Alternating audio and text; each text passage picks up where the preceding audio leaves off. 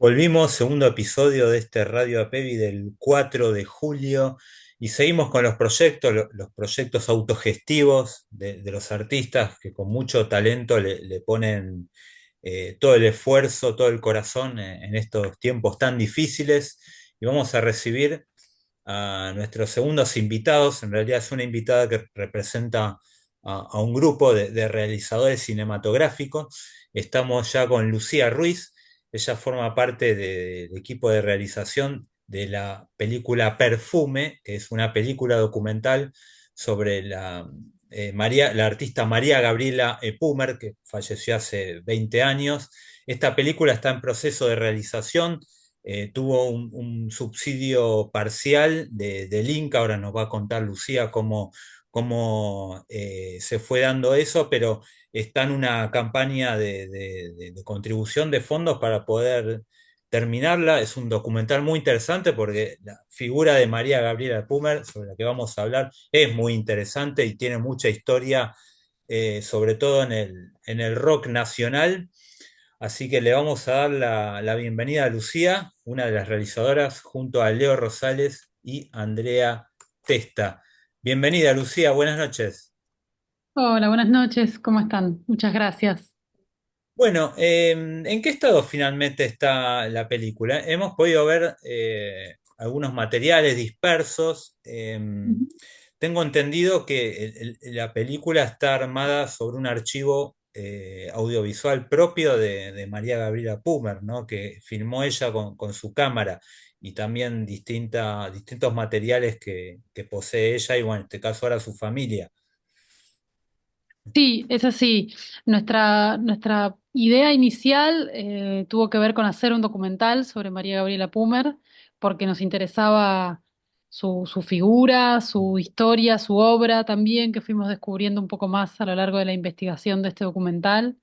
Y uno de los primeros pasos fue contactarnos con los hermanos de María Gabriela, Lito Pumer y Claudia, que bueno, son quienes conservan la obra y bueno, y los objetos y las cosas y la historia de María Gabriela.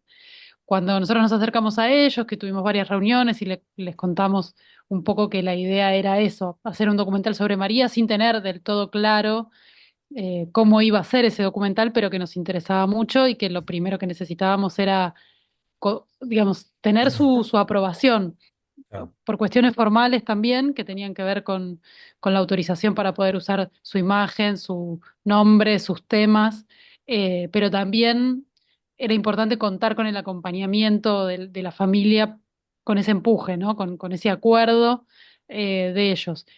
Finalmente ellos aceptaron y muy generosamente nos dijeron, bueno, nosotros tenemos una serie de cajas con cosas de María Gabriela que son videos que ella filmó, CDs, audios que ella grababa, haciendo las maquetas de los temas, las pruebas y demás. Y había cosas que ni ellos sabían que tenían. Había fotos y demás, pero había cosas que, como eran formatos que ahora ya son viejos o que ya no son tan usuales, tampoco tenían los dispositivos tal vez para poder reproducirlos. Entonces había cosas que no sabían bien qué tenían adentro. Y la verdad que ellos nos dieron las cajas con una confianza y una generosidad enorme que nosotros le agradecemos cada día porque bueno, no es fácil dar así una cuestión tan íntima como son los archivos propios de una persona a alguien que hasta ese momento no nos conocíamos tanto. Y a partir de ese material, que digitalizamos casi todo ese material, hay mucho de video, son unas 50 horas, pero también hay, bueno, muchos álbumes de fotos y también hay mucho de audio, que algunas cosas son grabaciones, sesiones de grabación, por ejemplo, de los discos de María Gabriela, mm, otras son recitales en vivo, otras son pruebas que ella hacía. El minidisc, por ejemplo, es un formato que se usaba mucho en los 2000, que era como un CD chiquito, pero era mejor calidad que un CD y te permitía enchufar, por ejemplo, micrófonos o ir, digamos, entrar directamente y que la calidad sea relativamente buena. Entonces vos lo tenías en tu casa, es un aparato chiquito así, y vos podías enchufar ahí un micrófono y cantar o grabar lo que sea, y era un formato de guardado de relativa buena calidad. Bueno, eso hay un montón, por ejemplo, entonces pudimos acceder como a todo un proceso creativo de un artista que es súper interesante, de entender los pasos que va dando, las búsquedas que va teniendo. Entonces, la verdad que al tener acceso a todo ese material, lo que dijimos fue, bueno, el corazón de la película es esto, es este material, es María Gabriela cantando, grabando, hablando, filmando. Es un poco María Gabriela contándonos sobre sí misma y Claro. sobre el entorno en el que ella transitó durante muchos años. Claro. Voy a presentar al equipo que nos acompaña ahora. Bueno, la pregunta de Lau que me pasa acá es, pregunta si María Gabriela Pumer fue integrante del grupo Viudas e Hijas de Rock and Roll, o Rock and Roll, más Sí, precisamente. efectivamente, efectivamente. Era muy jovencita ella, tenía 19, 20 años. Las cuatro chicas eran muy jovencitas y ella era la guitarrista, además de compositora, porque todas componían. Mm, Era la guitarrista de esa banda, que una claro. banda preciosa también, Mm, muy adelantada a su época. Estuvieron a principios de los 80, eran una banda de cuatro chicas, que tampoco era habitual, donde las cuatro además componían y además tocaban sus instrumentos. Eran también un uso hacían de la ironía muy buena para poder tratar un montón de temas que te diría que hay temas que aún hoy no sé si se tratan con tanta libertad. Ajá. Así que es una banda que de paso recomiendo escuchar o reescuchar, que es un camino que nosotros hicimos en la investigación y se disfruta mucho también y se aprende mucho. Así que sí, ese fue como también es interesante eso porque ella, si bien había empezado a trabajar como música un poquito antes, ya casi adolescente, Ajá. a los 19 20 años, de repente Viuda e Hijas tiene una explosión de a poquito que de repente se hacen masivas, se hacen un grupo muy reconocido. De hecho, terminan llenando un Luna Park a mediados de los 80, con lo cual es una cosa bastante particular esa banda y muy interesante también para escuchar y para revisitar si es que ya la conocen. Sí, a mí se me viene a la mente una canción que decía todo el tiempo el estribillo Fondo Monetario Internacional, ¿no? Sí, Así tal que creo que cual, sí, interesante volver a escucharla, a ver qué decían en aquella época, porque no debe haber cambiado mucho en ese aspecto la realidad. Así que tal los cual. artistas siempre tienen algo para decirnos sobre eso. Y muchos otros temas que ahora no se me vienen a la Sí, mente, pero sí, fue una banda que explotó en los 80. Eh, Contanos un poco cuál es la diferencia, parece obvio, pero bueno, es interesante que vos como profesional lo puedas contar. La diferencia entre un documental y hacer una serie. También hay como otro género que es docuserie, ¿no? sí, Contanos un poco y también. qué es lo que hacen ustedes específicamente con Perfume. Bueno, Perfume en particular es una película, es película documental, pero es película, con lo Mm, cual claro. es una pieza única que en general tiene que ver se le llama largometraje por la duración, Mm, que es en este caso mayor a 60 minutos, mayor a una hora, ya se considera largometraje. Y además de la cuestión de formato, una serie que en general, bueno, esto tiene capítulos, que puede ser una serie más larga o más corta, con capítulos que duren 20 minutos o que duren una hora. Hay series actualmente que por ahí tienen capítulos de una hora 20, son realmente largos y son casi una película cada capítulo. Pero bueno, además de este formato, me parece que hay algo del lenguaje cinematográfico que es más propio de una película y no tanto de una serie. Si bien es cierto que de un tiempo a esta parte el cine y las series se han retroalimentado, hay series que tienen mucho de cinematográfico, que tienen un despliegue muy grande y una cantidad de recursos muy grande y han tomado mucho del lenguaje cinematográfico para narrar.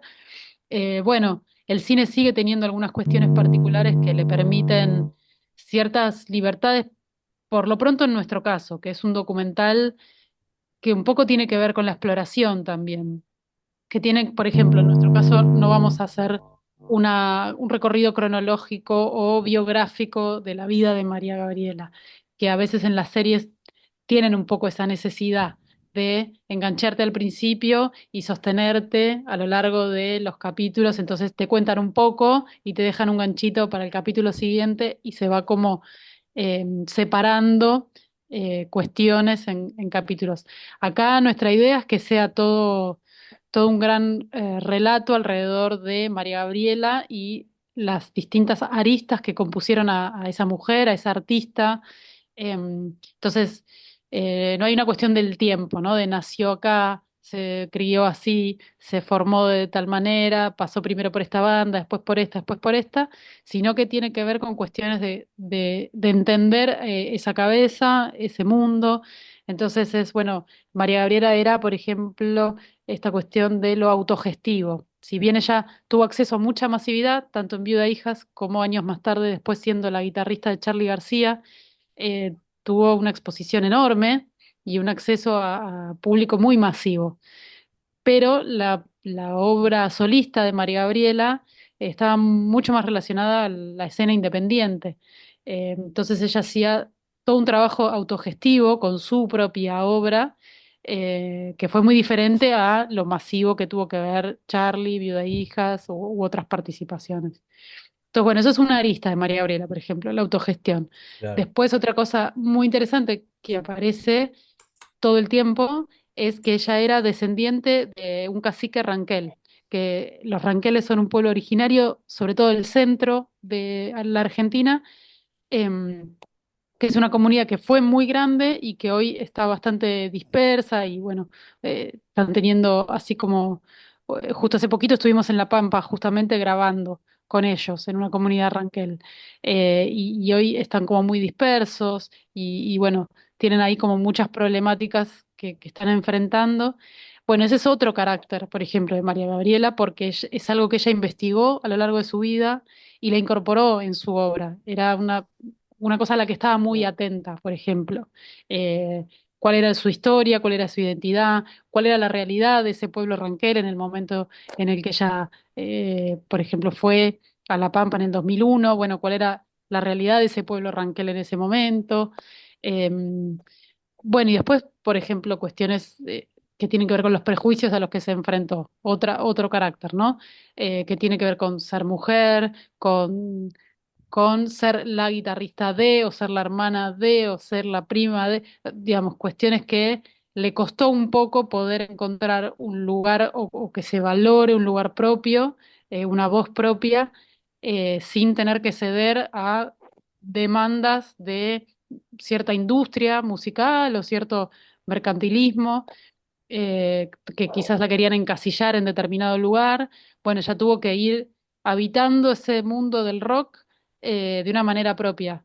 Y bueno, por ejemplo, ese es otro arista que nos gusta abordar y que nos parece interesante y que todas esas cosas que parecen, que si bien hablamos de una María de hace 20 años, nos parece que también le hablan al arte del presente, ¿no es cierto? A las músicas y a los músicos del presente, a los artistas y a las artistas del presente. Nos habla a nosotros, a nosotras. Entonces, bueno, todo eso en una serie muy formateada es más difícil de poder llevar adelante. En cambio, bueno, el cine nos permite eso, jugar mucho más con todo esto, y bueno, y también inventarle un lenguaje propio a esta película en particular.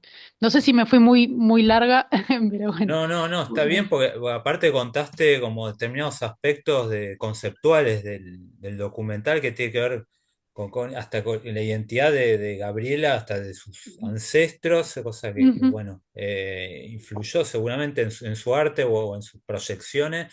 Y sí, no puedes remitirte a lo estrictamente cronológico que sería su trayectoria, que eso también sería para otra obra, ¿no? Porque también ujú. ella ha sido una artista muy importante, pero ustedes creo que plantean en más profundo, ¿no?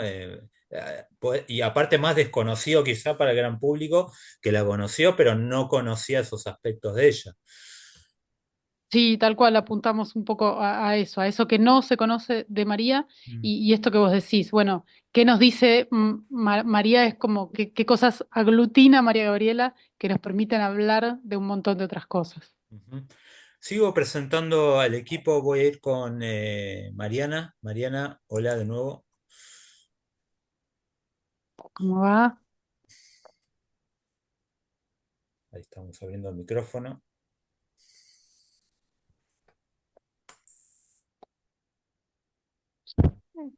Faltaría, ¿no? De María. Perdón, no te Mm, escuché. ¿Me puedes repetir? ¿Qué le faltaría contar en la película, en el o documental de Gabriela? Mira, ahora lo que estamos haciendo, estamos en un proceso de primer instancia de montaje, de edición, que tiene que ver con poder volcar todo este material de archivo, como cómo dialoga este material de archivo con todas estas ideas que yo acabo de decir. Entonces, bueno, ver si todo ese material de archivo funciona y dice o habla de todo esto, o si tenemos que, por ejemplo, ir a buscar, grabar cosas nuevas que no estén grabadas. Y una cosa que nos pasó fue que nos daban ganas de volver al lugar de La Pampa, a esa comunidad Ranquel que María Gabriela visitó en el 2001, ir hoy a ver cómo están hoy, cómo está ese lugar hoy, qué recuerdan de María Gabriela, porque fuimos a visitar gente que estuvo con ella. Em, y fue re interesante lo que apareció ahí. Como volver a ese lugar que ella transitó, hablar con esa gente, qué recordaba de María, qué cosas cambiaron y qué cosas no cambiaron de ese momento hasta acá, como pueblo originario.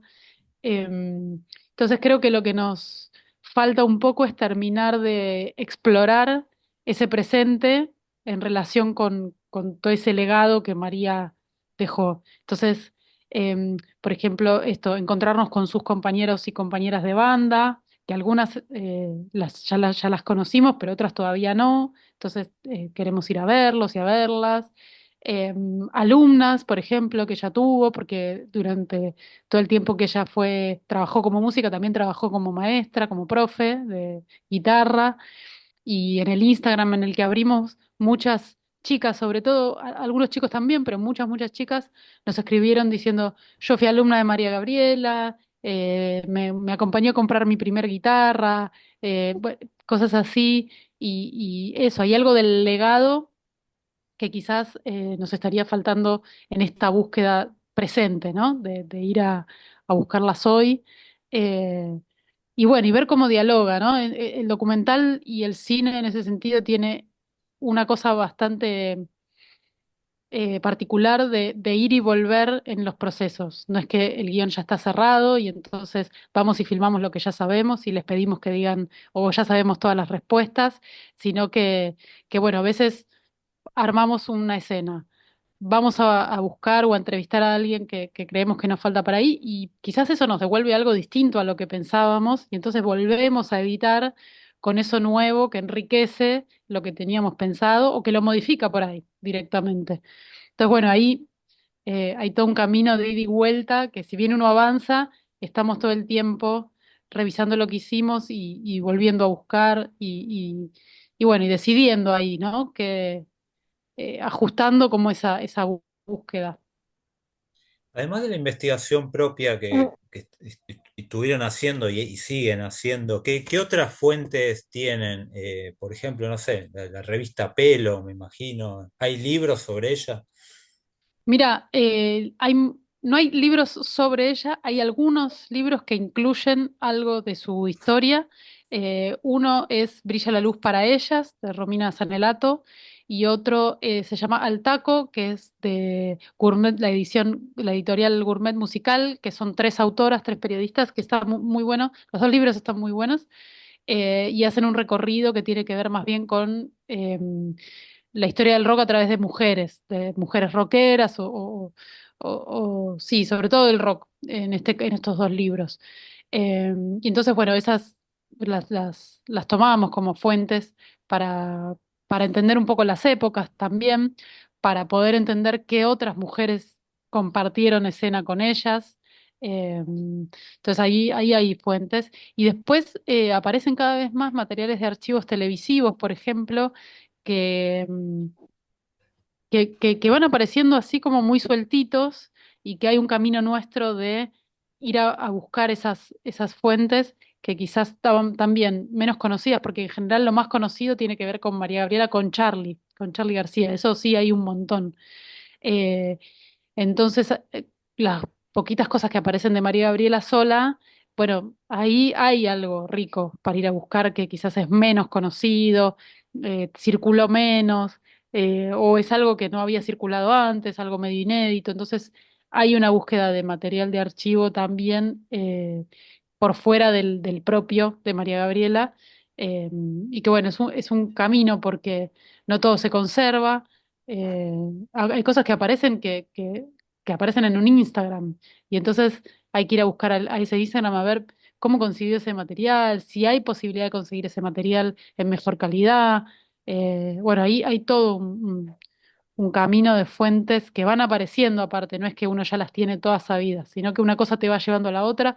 Hace poquito nos escribió un chico al Instagram que nos dijo que fue su jefe de prensa, por ejemplo, que contáramos con él, que yo, bueno, él no estaba en nuestro radar, no sabíamos de él.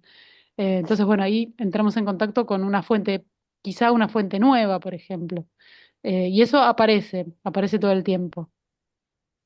Claro, porque está la fuente, el documento en sí mismo, pero están todos los testigos, serían, ¿no? Los testimonios orales o la gente que la conoció y trabajó con ella, que eso creo que es tan importante como el material de archivo que encuentran.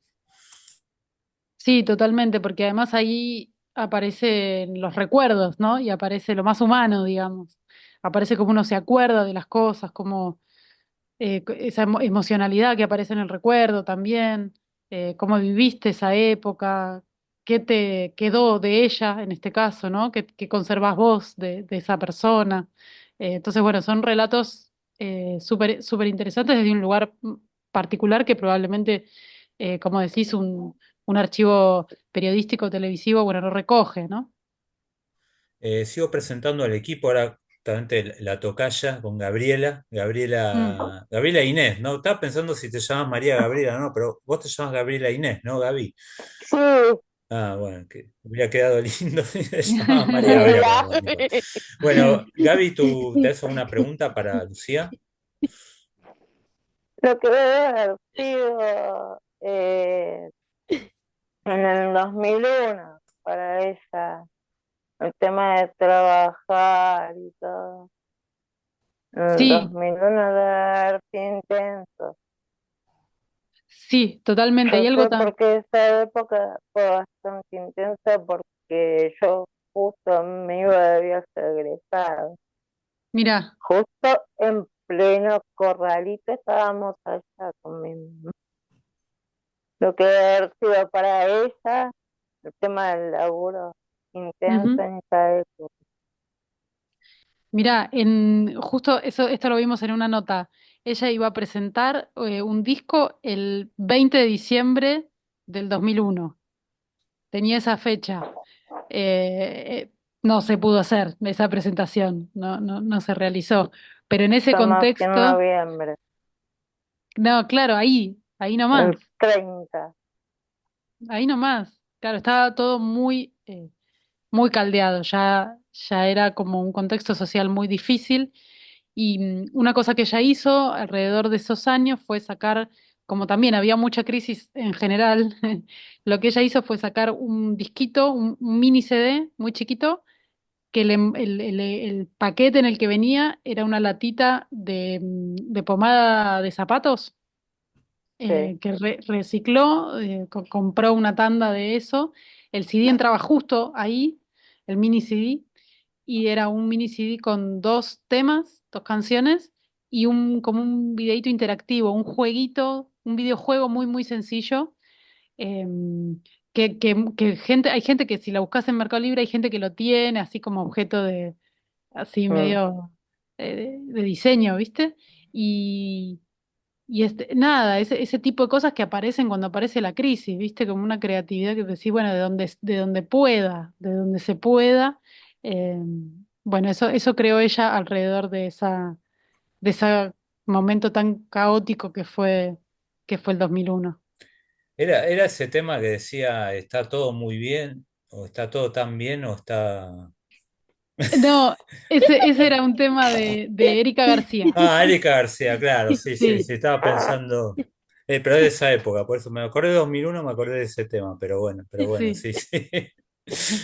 sí, sí, en ese contexto igual, Claro, en ese muy, muy de contexto, ese claro. momento. Claro. Sí. ¿Ustedes llegaron a conocerla personalmente, a ella? No, la verdad que no, no, Eran no, jóvenes no, ustedes, sí, yo tenía, por ejemplo, en el 2001 tenía 15. claro. Podría haber sido público de ella, Sí. porque la verdad que el público de ella era adolescente, era joven, pero no. Lo que sí fui yo a ver en el año 2000 fue la vuelta de Sui Generis, que hizo un Mm, recital o dos recitales en Boca Juniors, que ahí sí fui, así que en rigor sí la vi, porque ella era parte de la banda, pero bueno, no era un recital de ella, no la fui a ver a ella específicamente. Y bueno, Leo, que es un poco más grande, tampoco, y Andrea tampoco. La verdad que la descubrimos tarde, lamentablemente. claro. Eh, pero Eh, bueno, ahora la tenemos ahí desde otro lugar. claro, sí, seguro, seguro. Bueno, y han pasado 20 años que les da esa perspectiva histórica, ¿no? También como para tomar cierta distancia en el tiempo y poder elaborar más lo que fue su trayectoria. Sí, totalmente. Hay algo del paso del tiempo y de ver esos materiales con los ojos de hoy que tiene su particularidad también. Creo que no procesamos del mismo modo la época, así, por ejemplo, el 2001, por decir, o el 95, 96, que era otro momento también de la Argentina y del mundo.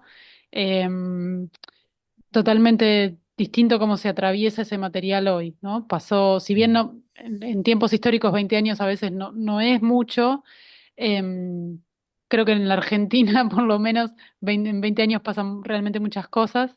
Claro. Y, por ejemplo, la lectura que podemos hacer hoy sobre la figura de una mujer dentro Mm. del ámbito del rock hubiera sido muy distinta 20 años atrás. Entonces, bueno, eso sí, es una mirada nueva, Ujú. con una perspectiva nueva, por lo menos. Sí, tal cual. Nos quedan 10 minutitos. Voy a ir con Rosario, que creo que no te presenté, ¿no, Ro? A ver, ¿tenés alguna pregunta?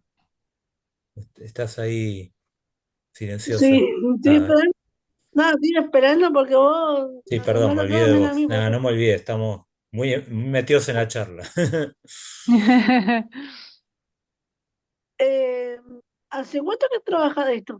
De esto. Mira, yo estudié en realidad montaje, edición, en la ENERC, en la Escuela Nacional de Cine. Me egresé en el 2009, me parece, y a partir de ahí empecé a trabajar como editora, como montajista en la parte de edición. Y trabajo de eso todavía. Sí, en el 2019 estrené un primer documental que dirigí, que se llama Esa película que llevo conmigo. Y bueno, ahora estoy dirigiendo esta peli, Perfume. O sea que trabajo más bien como editora, o sea, mi trabajo más largo es como editora y como directora, bueno, esta sería mi segunda película. Y antes de que nos quedemos sin tiempo, contarnos un poco el tema de la producción, del financiamiento, cómo es la historia del subsidio, cómo están tratando de llevar adelante el proyecto. Bueno, en principio, históricamente, las películas nacionales contaban con un apoyo muy grande del Instituto Nacional de Cine, del Mm, INCA, porque hay una ley de cine que estipula que el instituto tiene que fomentar el cine nacional, es decir, poder darle mm, recursos económicos y después también apoyar la distribución, la exhibición y una serie de cosas.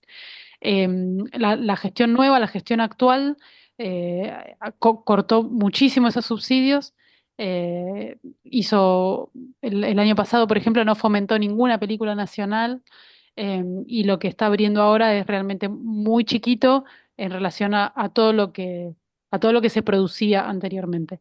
Entonces, bueno, empezamos a buscar alternativas porque no hay muchas maneras de financiar una película si no es con un apoyo grande como el del instituto. Y si bien aplicamos al Instituto Nacional de Cine, al mecenazgo de la Ciudad de Buenos Aires, al Fondo Metropolitano de las Artes, que fuimos obteniendo por suerte todo eso, también abrimos a través de la plataforma Cafecito, buscamos financiamiento colectivo, que esto es abrir al público la posibilidad de que puedan aportar eh, para poder hacer la película.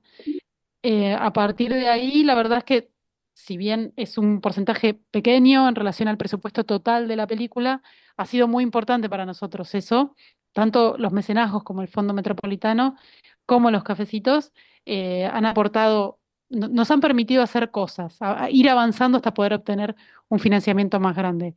Y por otro lado, sí, le dio una difusión al proyecto que estuvo buenísimo que nos empezaron a llamar de un montón de lados, querer hacer notas, querer saber sobre el proyecto, y eso empezó a generar una expectativa en un público que tiene mucho deseo de que la película se haga y nos da mucho empuje. Entonces eso fue bárbaro para la película. Y hará aproximadamente un mes, sí nos informaron que además habíamos obtenido un subsidio del Instituto de Cine, de los poquititos que dan uno lo obtuvimos nosotros, así que eso es un empuje realmente enorme, realmente muy, muy grande. No completa el presupuesto de la peli, así que Claro. seguimos buscando financiamiento, ahora probablemente ya externo, pero sí que nos da un piso muy grande para poder seguir avanzando. Y bueno, estamos en ese camino que por esto me parece que para poder mostrar concretamente qué nos ha permitido el financiamiento, aunque sea chiquito, nos ha permitido irnos 4 días de rodaje a La Pampa, por ejemplo. Claro. Eh, entonces, como es muy caro poder hacer cine, eh, cada pasito está muy medido, está muy pensado. Bueno, esos son equipos pequeños, ¿viste? Nos estamos moviendo en equipos pequeños. Pero bueno, está avanzando la película, va obteniendo logros, va obteniendo financiamiento, está avanzando. Y eso yo creo que tiene que ver con la figura de María, con el trabajo nuestro que hay detrás, mucho trabajo, y con un público que está esperando la peli. Cuando dicen que a veces dicen que las películas argentinas no la ve nadie, en realidad me parece que nos está posibilitando que el público acceda a esas películas. Entonces, creo que esto demuestra que hay público para las pelis argentinas. Necesitan tener posibilidades y desarrollo. Así que bueno, en ese camino estamos. Y qué bueno que el público, aparte del aliento, pueda colaborar concretamente con Sí, lo total. más pequeño que sea, que todo aporta, sobre todo con tanta gente que la conoció y como dijiste, tienen ganas de que ya salga la película. Sí, totalmente. Eso es fundamental. Para nosotros es fundamental. Me queda presentar, estamos últimos minutitos, a Karina, que está a oscuras, pero no sé si nos está escuchando. Cari, ¿estás ahí? Sí, sí, sí, Ah, sí. dale, tu pregunta, porfa. Estoy acá y le iba a preguntar a María Gabriela. No, no, a Lucía. Va, María Gabriela le podemos preguntar Yo, en una sesión de espiritismo, sí. Ah, Ah, perdón por el chiste bueno, malo, pero es Lucía. Dale, Cari, dale, perdón por la Se interrupción. tentó, se tentó. ahí vamos. sí, Porque tanto que hablaste de María Gabriela y me Claro, sí, quedó. sí, pasa, por eso. Perdón, Cari, Bueno, dale. Lucía, yo tengo una pregunta para vos, ya que hablaste de dos películas a la vez. Ujú. ¿Cuál fue la película que hiciste que te llegó más al corazón y a la vida? De las películas que yo hice, Sí. mira, la primera película que hice es muy personal, trata sobre la historia de uno de mis abuelos que sobrevivió a la Guerra Civil Española a principios del siglo XX. Cuando era chiquito se tuvo que escapar de España con parte de su familia, primero a Francia y muchos años después acá a la Argentina. Y entonces eso trata como una historia muy personal que después habla de otras historias similares a esa, pero claro, me atraviesa muy personalmente. Entonces esa historia la verdad que me ha conmovido a mí hacerla, pero también me ha conmovido ver cómo repercutió en cierto público cuando podíamos ir a las funciones y recibir a la gente que salía, cuando se sentía muy identificada con esa historia, porque hay muchas, o sea, este país tiene muchas historias similares en relación a la inmigración. Y todos atravesaron cosas muy parecidas, entonces era muy conmovedor ver a la gente que salía de ver esa película, que sin conocer a ninguno de la película, ni a mí ni a nadie, sí se sentía muy, muy representada en la película. Entonces eso es muy conmovedor cuando el cine atraviesa, ¿no? Atraviesa la pantalla y te toca a vos, aunque no conozcas nada de las personas que lo hicieron o de las personas que aparecen en la pantalla. Y esta película, si bien todavía no está terminada y no está estrenada, nos conmueve esto que decíamos, todo lo que despierta María Gabriela en la gente es una cosa muy impresionante. Todo ese cariño, ese amor, ese deseo, esa referente también, muchas veces hay como mucho universo de la música que la toma como referente, que dice yo quiero ser como María, yo quiero eso me impulsa a mí a querer seguir, y eso es muy conmovedor también, porque también es gente que no se conoce entre sí, que tal vez no la conoció a María en persona, pero que representa algo y le despierta algo muy, muy personal que hace que esa persona se mueva hacia algún lugar o se anime a hacer determinada cosa. Y eso yo creo que es súper conmovedor y es algo que el cine sigue generando aún hoy a lo largo del tiempo. Y por eso nos parece re valioso también poder concretar esta película, ¿no? Eso, que va a despertar en ese público, porque tiene que ser una peli para el futuro también, no solamente para hablar de un pasado. Así que bueno, veremos cómo nos va, pero eso es muy conmovedor. Lucía, se nos terminó el tiempo, lamentablemente. Muchísimas gracias por haber estado con nosotros. ¿Hay algo que no te hayamos preguntado que quieras decir en estos segunditos? No, no, agradecer enormemente el espacio, re lindo compartir y poder responder las preguntas. Y bueno, toda difusión que le puedan dar nos ayuda, el Instagram, el cafecito, todo suma un montón. Bueno, muchísimas gracias. Ha sido un placer y esperamos también nosotros la peli. Buenísimo, Gracias. bueno, mil gracias a ustedes. Un abrazo Bueno, grande. un abrazo, buenas noches. Esto fue Muchísima Radio suerte. Pevi. Hasta la semana que Gracias. viene. Chau, Chau. chau.